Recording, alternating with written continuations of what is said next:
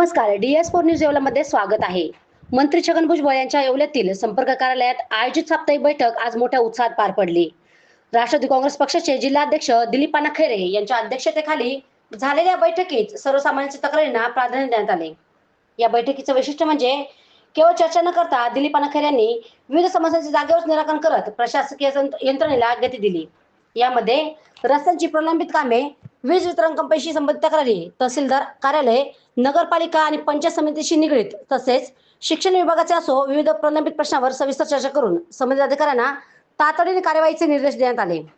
यावेळी बैठकीला विविध सरकारी विभागाचे अधिकारी आणि कर्मचारी मोठ्या संख्येने उपस्थित होते। जनतेच्या प्रश्नांसाठी आम्ही कटिबद्ध आहोत असे यावेळी दिलीप अण्णा खैरे यांनी अधोरेखित केले।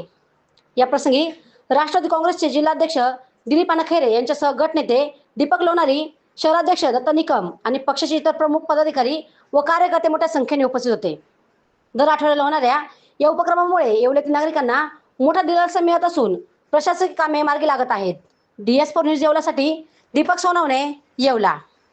रेस्टॉरंट वर्मा पॅलेस, येवला कोपरगाव रोडचं आकर्षण। Restaurant Verma palace, luxury rooms, multi cuisine restaurant आणि भव्य banquet hall, AC rooms, terrace garden आणि स्वादिष्ट जेवण। एकदा भेट द्या, आपल्या अपेक्षापेक्षा जास्त सेवा मिळेल। ठिकाण येवला कोपरगाव रोड, उपजिल्हा रुग्णालय शेजारी येवला।